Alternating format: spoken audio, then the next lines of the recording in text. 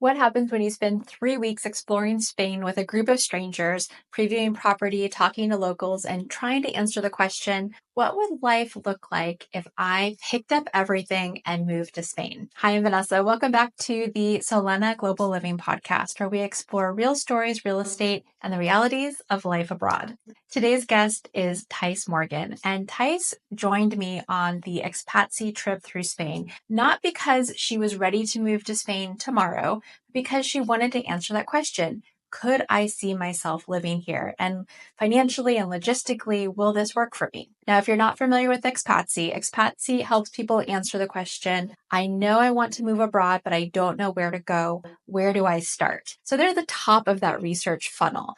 They work in multiple countries and they provide a wide range of resources to help people discover other places where they might want to live. Spain is one of the countries that they serve, and I was fortunate to partner with them to take a group of Americans on a scouting trip through Spain. We started in Girona in Catalonia and we went all the way down the coast to Sevilla. Now we did two groups, one from Girona down to Murcia and the second group from Malaga to Sevilla. But three of my guests did the entire 3-week journey with me, and Thays is one of them. I'm so thrilled that Thays was willing to sit down and have this conversation with me and to debrief on her experience and what she learned during her travels with me through Spain. We're going to talk about the cities that she was most interested in, things that surprised her, what she learned about real estate and the real estate process, and where she plans to go from here now that the tour is complete. Whether you're serious about moving to Spain or you're just starting the exploration process, I think you'll learn a lot about life and real estate in Spain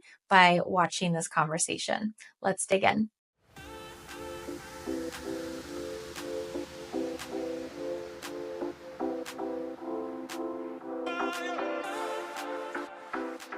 Thays, it's so great to see you rested and rejuvenated after 3 weeks on the road. How has life been back in the States after being away for so long?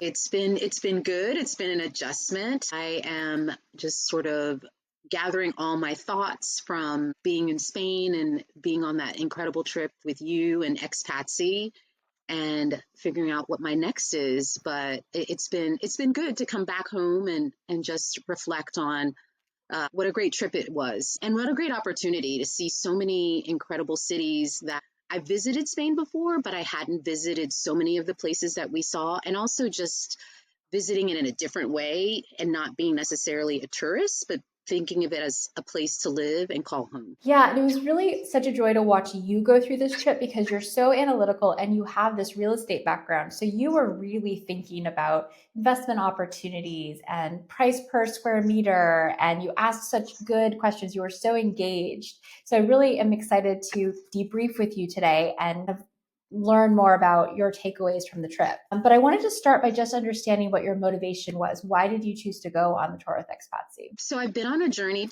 to FIRE, which is financial independence, retire early.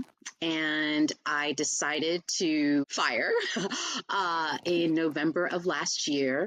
I would say I'm semi-retired. So over the next year, I'm not going to work at all. And one of the things that I wanted to do as a part of firing is having that not only financial stability, but also the freedom, time freedom, which I really have not had before. I've been working since I was 15 years old, and the idea that I could finally go on a vacation where I didn't bring my computer, laptop, or even my work phone was something I've been looking forward to.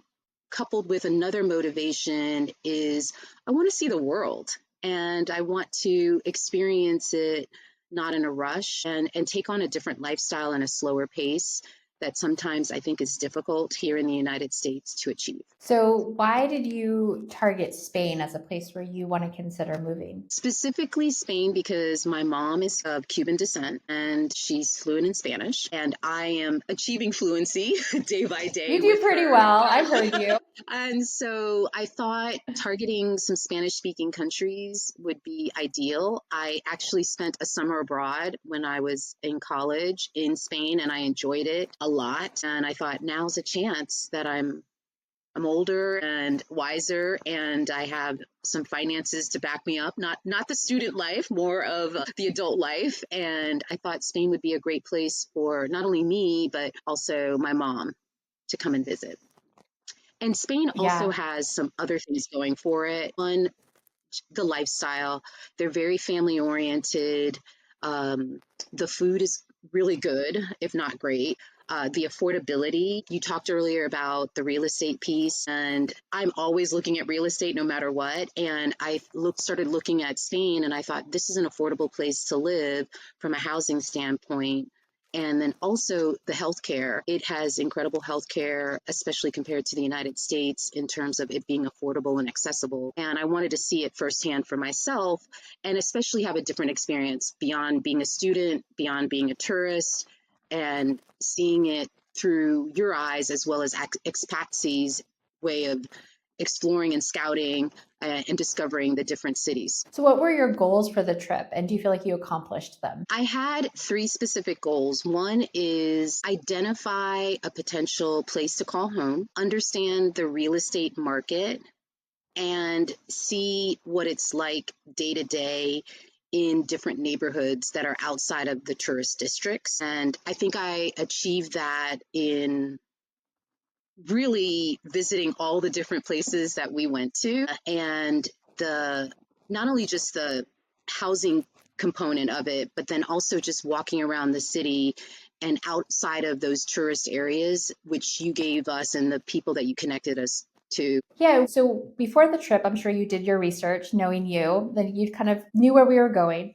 What areas were you most interested to see, and how did they stack up against like your expectation versus reality once you were there? So I did do my research, and I think because I'd been to Barcelona before and I'd been to Madrid before, that I thought, oh, Barcelona could potentially be a place for me to live. And as we progressed through the trip, I realized that I actually don't want to be in a big city, surprisingly. And I want something that is accessible to those big cities, but not necessarily being in the midst of them. And that was really a great eye opener because what you think you want and what the reality is sometimes are two very different things. And the trip actually enabled me to have that experience and come to that realization sooner than later, and also without making the financial commitment of being in a bigger city and then coming to the point of like, ooh, this is not really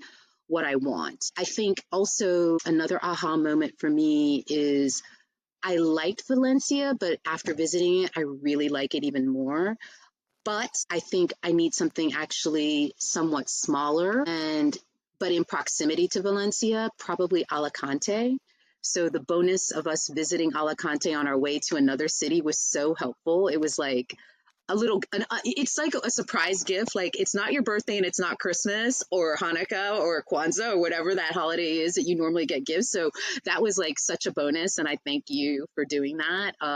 Again, it was nice to see cities that normally would not be on the tourist route and see that they have a lot of the Yeah. same amenities and and also the lifestyle, at least for me, that I'm looking for, which is walkability, access to art and culture, as well as access to healthcare. Yeah, that's so interesting because I spoke to Anne for the podcast. So she was on last week's episode and she realized she wanted to be in the middle of the city. So this is such a great example, both of you, of how when you're at home researching, you can only do so much research. You really have to go and experience it firsthand to really get aha, to smell it and feel it and hear it, to know what you really want.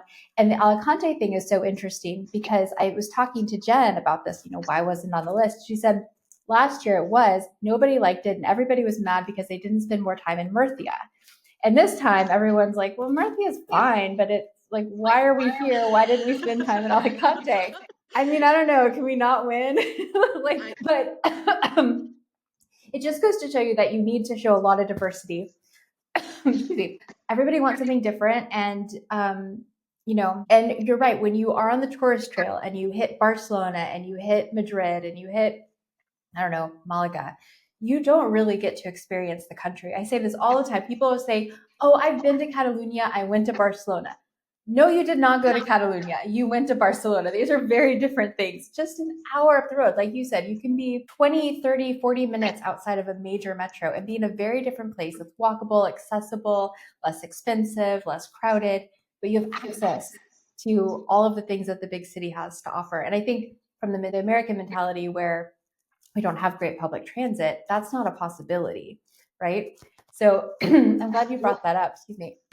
no worries. I was going to say, you bring up the public transit. One of the things that, like, you talk about like major goals and then there's some secondary goals. One of them is I really don't want to have a car anymore. I've spent my life in cars, and the idea of having access to really good public transportation as well as having high walkability is achievable even in some of these secondary areas as well as even in the suburbs of these areas. So one of the things I committed to myself, even to my mom's kind of, she was very like, not upset, but she was like, when are we going to take a cab? I'm like, we're not taking a cab unless we have to. So I was 90% using public transportation, and it was phenomenal across all the cities. I used it. And I have to say that it was on time, it was clean. I had such positive experiences. My mom is in her 70s.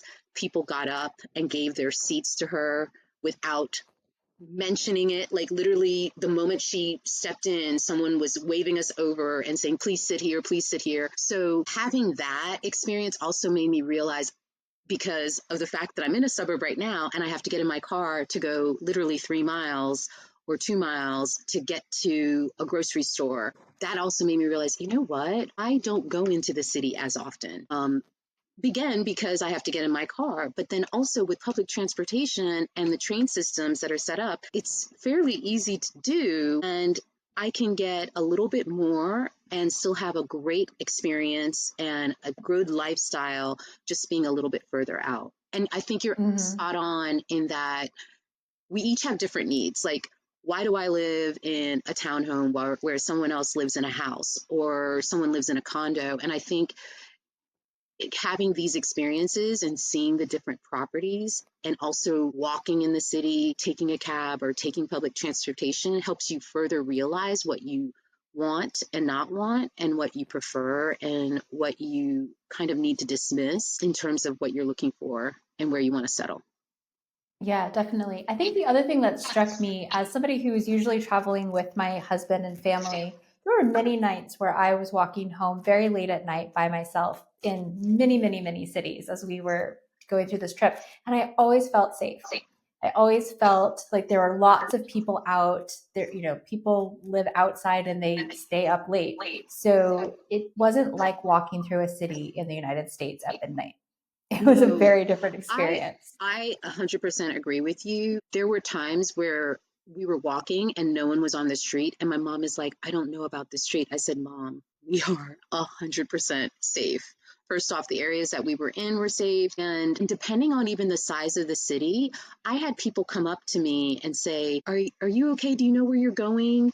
And I was like, "Oh, that would never happen in the United States." Like, and it wasn't like I had a map out or my phone out. They were just kind of like wanting to make sure I was okay and did I know where I was going. And I thought that was just such the sweetest thing. And also, it created for me this idea that people are looking out for each other no matter what. And I don't know if I could say that consistently in everywhere that I visited around the world, but between the buses and just the friendliness of people. Like my mom, I left my mom at a bus stop because I had to run and get something, and I came back and she was just chatting up a storm with someone at the bus stop, and I was like, what is going on? And then another time we were walking and my mom had a date to herself, and we were leaving, and someone walked by and said hello to my mom and said, how did you enjoy your day? And I was just flabbergasted by that. And I was like, who is that? And she said, oh, I met her yesterday when I was, just sightseeing on my own. And we were talking. I was just like, so that also is just such a refreshing feeling. Obviously, we all have concerns about going to a new place and trying to figure out what community is going to look like, how are they going to be, what are they going to act like. And that sort of was helpful and reassuring. And the fact that people were talking to my mom, granted, my mom can talk to anybody, but that one instance where this person had seen her the day before and saw her again and just started striking up a conversation. I loved it. Yeah. I love that. Yeah. I always like to say the Spanish don't mind their own business in the best way possible. My husband used to say this all the time. He would take our son out when he was little, and the waitress and the woman at the table next to would be like, well, he needs water, and don't put the napkin here. And they're just like all up in your business. It's a village. Right. And if you fall, people are going to come and help you. If you yell for help, people are going to come. In the States, I don't necessarily feel that way. Hopefully, but we have lots of examples of people who are just afraid to get involved, afraid to be involved in whatever situation is happening. And that is not the mentality here. No. And I love that. And it makes you feel safer. You can walk down the street. If you yell for help, somebody's probably going to come and help you. And even if you're not yelling for help, they're going to be helpful, which yes. I think, again, that to me is like the collective caring for one another. And it was so reassuring. And I go back to the public transportation example where I've been on public transportation before with my mother, and she has to stand. No one gets up. The fact that people were just willingly getting up, the fact that people were just willingly wanting to help, and you know, necesitas ayuda is, do you need help? I just think that is probably ingrained in the society for whatever reason in the culture. And to your point, sometimes when you don't even need help, they're helping you. But in a way, I'd rather that than just be apathetic, right? I'd prefer 100%. empathy over apathy. 100%. Yes. Wow. I love that we dug into this because I think this really captures the contrast, or at least in our perception, of what it's like to live in the US versus considering living in Spain. So one of the things that I enjoyed so much was your hot take on some of the properties that we looked at. You had a lot of opinions and you took great photos.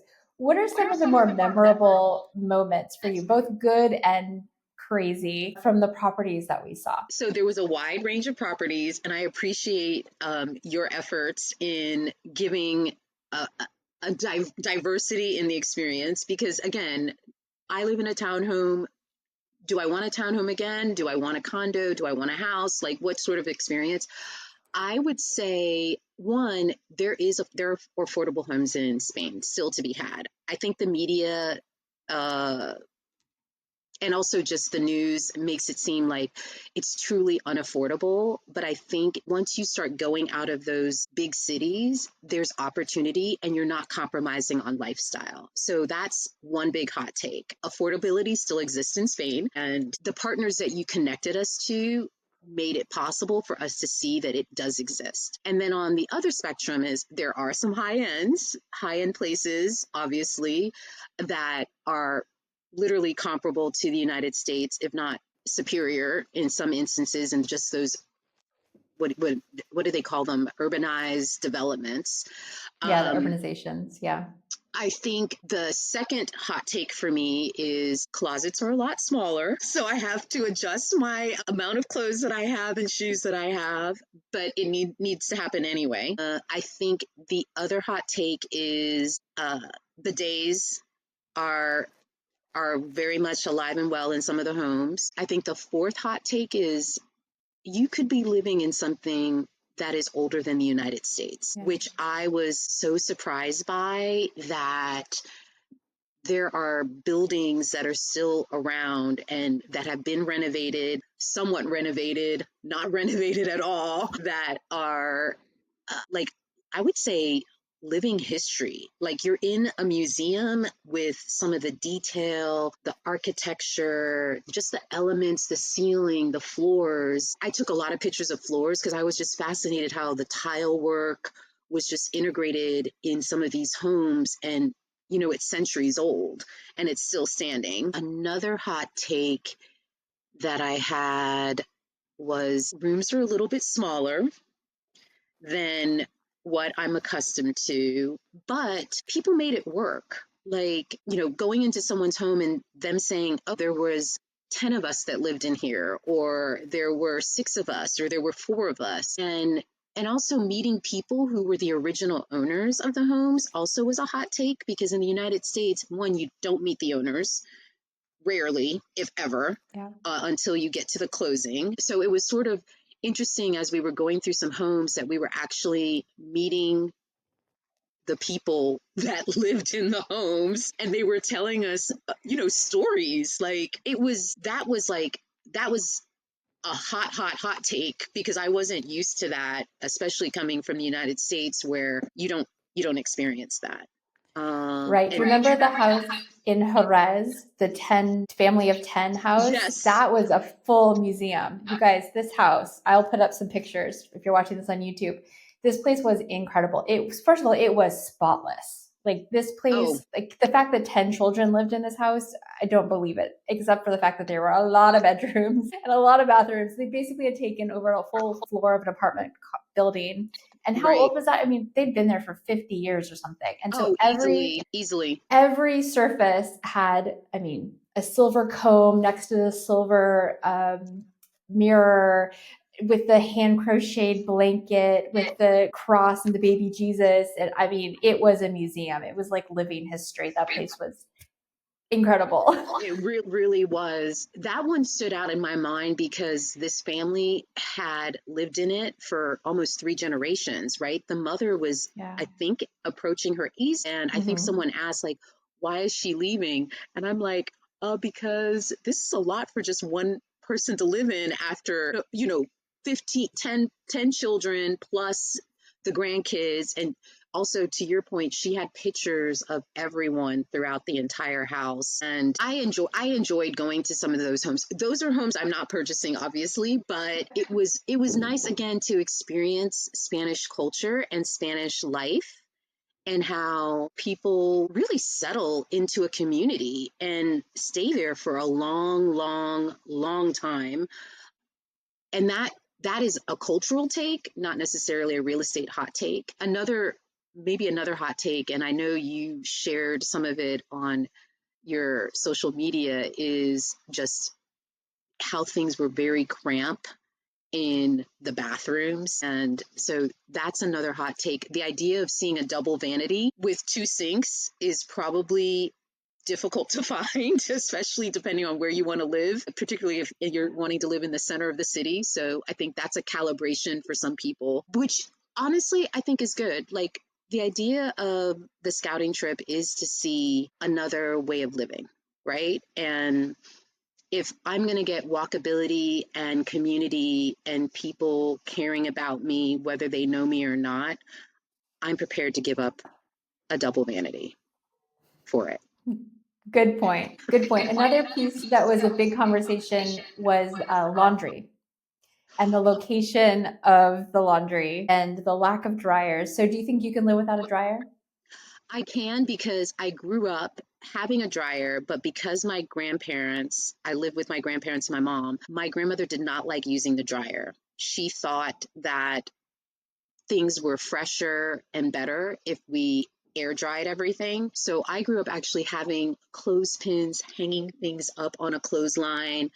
And we lived in South Florida, so it was perfect because the sun was always shining other than when it was raining. And I could live with it. I actually lived with it when I was there. I had to do laundry twice, and both times we were in an apartment, and they said that they didn't have a dryer, but that they had accommodations, a hanging rack, and a clothesline, and I used it. So I would There you go. really encourage anyone who's coming to Spain to, at some point, stay in an apartment and not a hotel, so you can get a true feel for 3 or 4 days what it's like to cook, go buy some groceries, do laundry, et cetera, and use public transportation. Yes, live like a local, right? I love Get in that. there, get Live out of the like a city local. center. Yes, yes. Absolutely.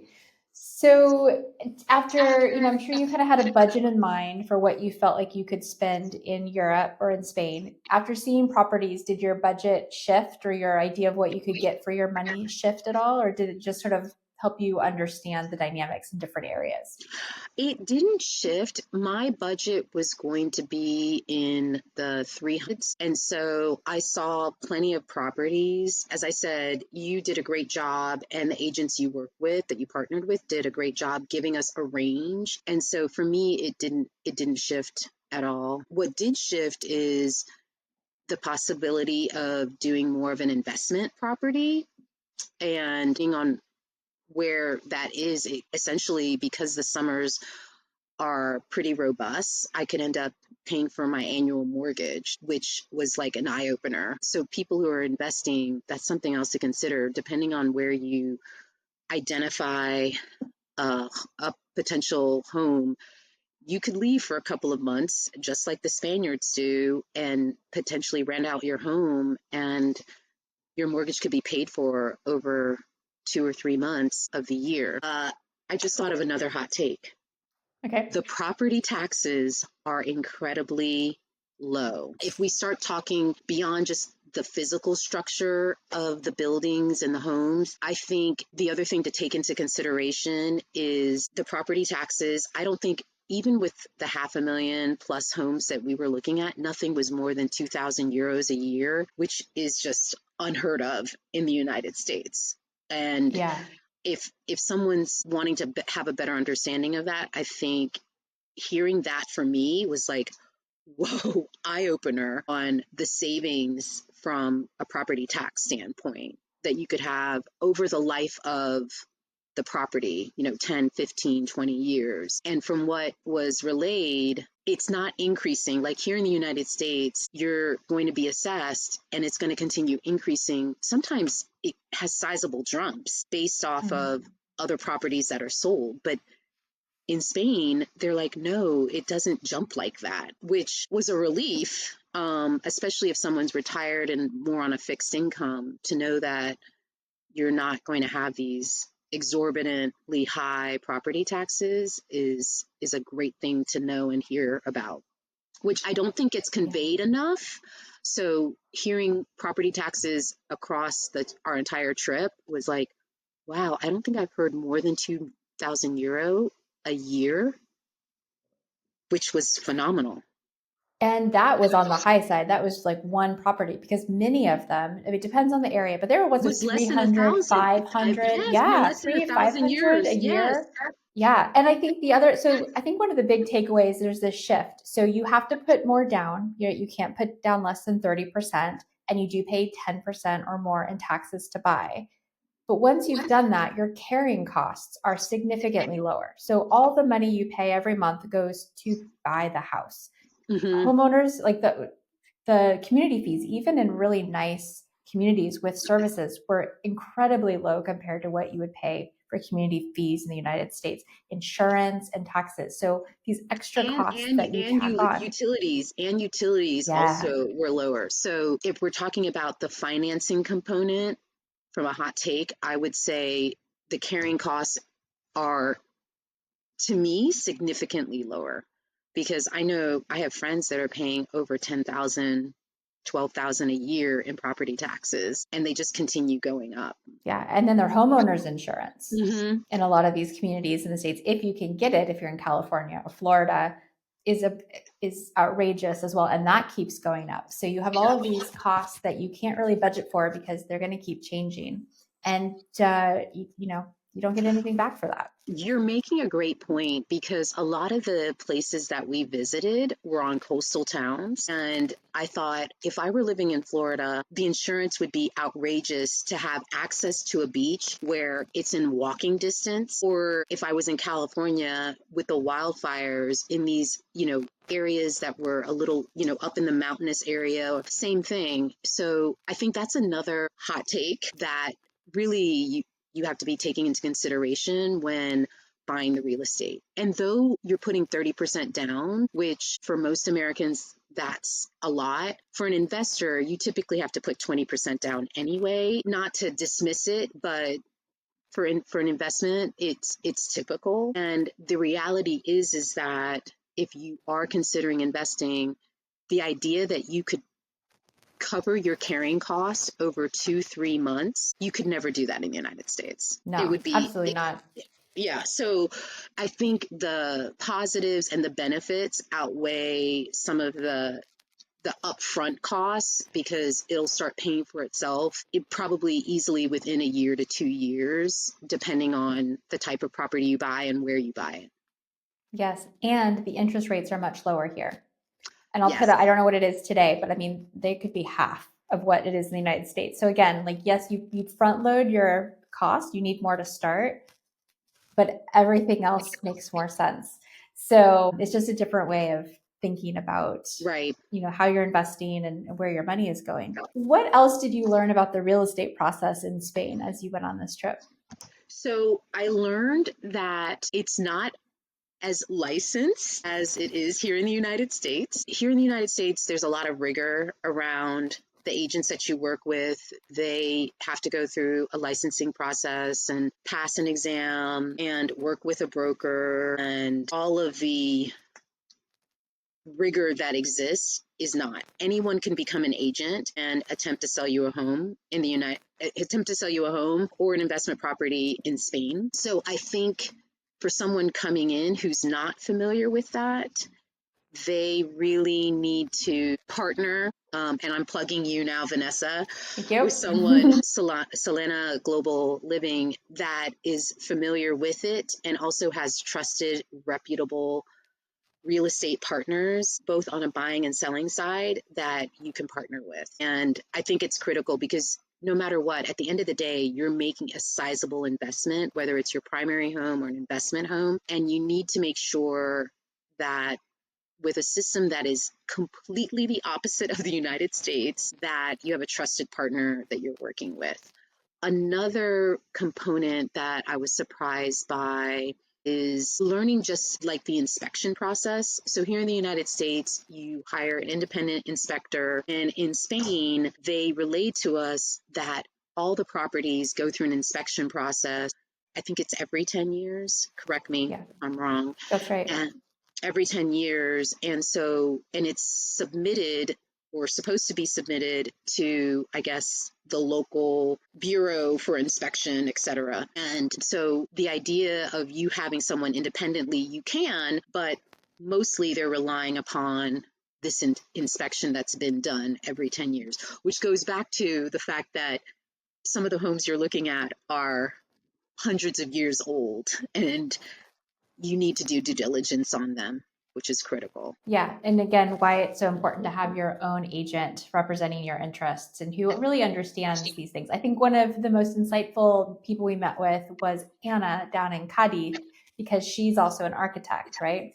And her eye for what to look for in a property and what was an issue and what isn't an issue was really interesting. And so again, like finding somebody who has been there, done that, and knows how things work is so important. And then you sent me a great picture of a property that you'd seen listed for 3 or 4 different prices, and the prices varied wildly, like 50,000 euro difference, right? Mm-hmm, mm-hmm. Because properties in Spain can be listed by more than one agent. And Right. so that was a great example of that. If you come in and you just contact one of the listing agents, you might be paying 50,000 more than what that seller was actually willing to take for the property. Yeah, it's a little bit of a Wild West situation. It absolutely can be done. You can successfully buy property here, but you have to build the right team. So thanks for bringing that point to And light. that's another point, is a listing agent can help you buy the house, but he's also an agent for the seller. So they're double dipping, but then you kind of have to make sure that they're doing things in your best interest, which in the United States, typically you have a buyer's agent and you have a listing agent, and never the two shall meet other than at the closing table. So it was Yeah. that was also sort of like that's an eye opener for me, that someone could be listing and selling you the same. In some states you can do that. It's called dual agency, but there are strict rules around it, and not all states will allow it, because I agree, it seems like a conflict, right? The other thing that I just want to plug here, since we're having this conversation, is the Right. importance of not just contacting a listing agent on Idealista, right? Do you want to talk about this, or do you want me to get on my soapbox? Because this is one of my favorite conversations about. No, you get on the soapbox. Yes. Okay, so let me explain how this You get works. on the If you soapbox. see a property you like, okay, if you see a property that you like and you contact the listing agent on Idealista, let's say they're with Lucas Fox, you are now a Lucas Fox client. If you decide 3 months later that you want to see another property and you want your buyer's agent to represent you, they'll say, no, this person is our client already. They've already contacted us. So this is why it's so important that you do not contact properties directly, that you find your trusted person and you let them make those contacts for you, because you could end up in a situation where you want representation and you can't have it because the property that you want to buy, that company already considers you their client because you contacted them at some point.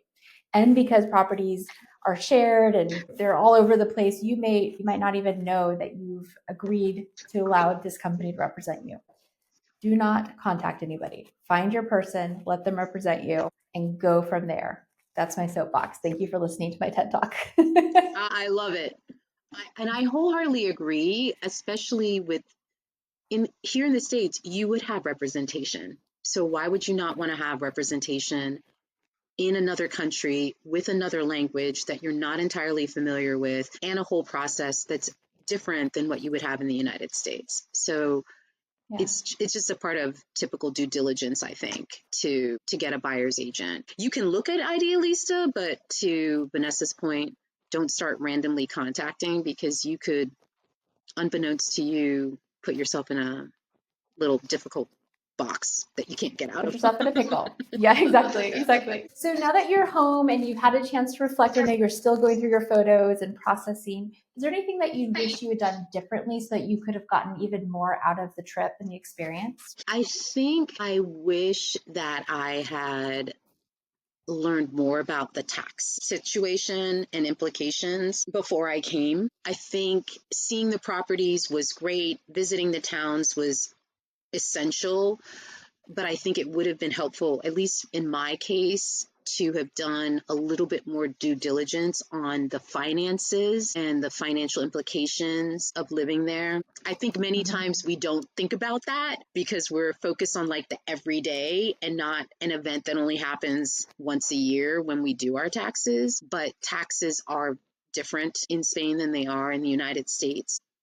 Getting an understanding of different regions and the implications of living in different regions, what that could mean from a tax standpoint, probably would have been helpful for me. I can't say for everyone else, but at the end of the day, we all have certain things we have to do, and one of them is taxes. One of them is taxes. Yes. And I think if you haven't been paying attention and you just think Spain seems like a great place to live and you just show up and you don't prep for it, you are in for a really rude awakening when you sit down with your Spanish tax guy or woman for the first time.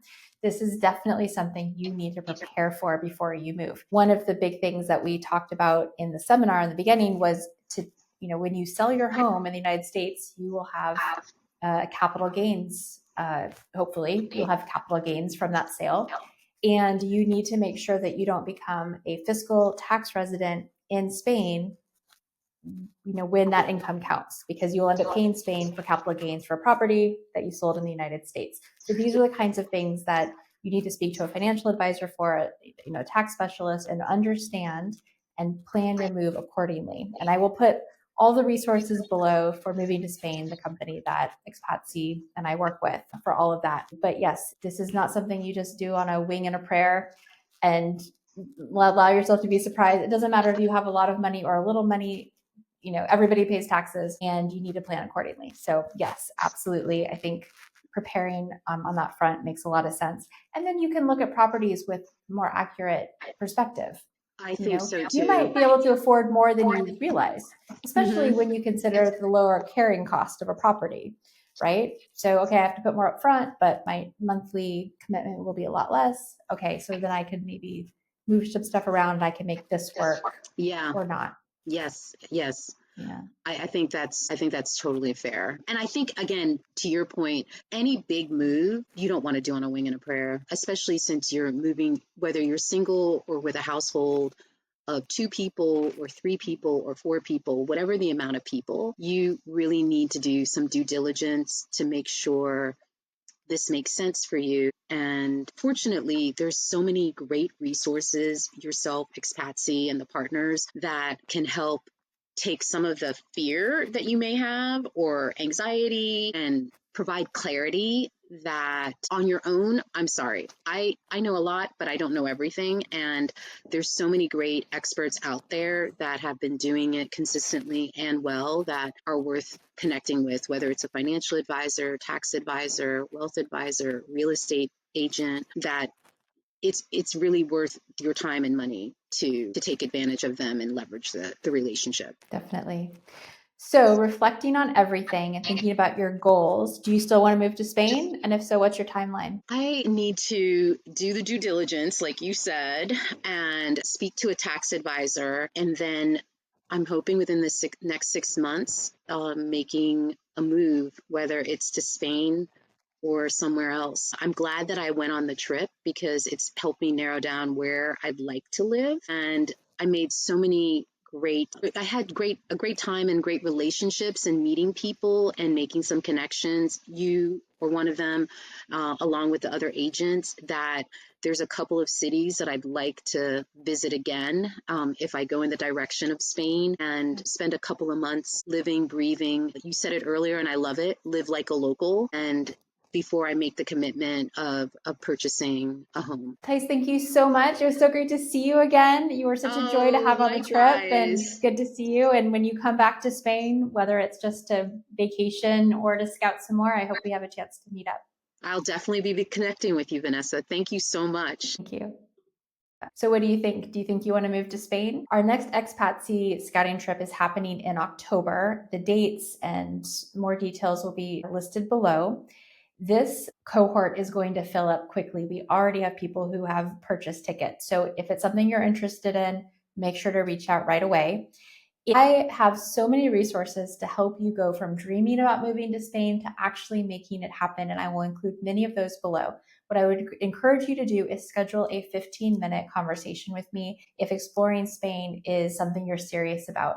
I can help direct you to the resources that will help you take the next step in your journey. And when you're ready to buy property, I can connect you with a real estate agent in my network who will work with you as a buyer specialist to guide you through the home buying process.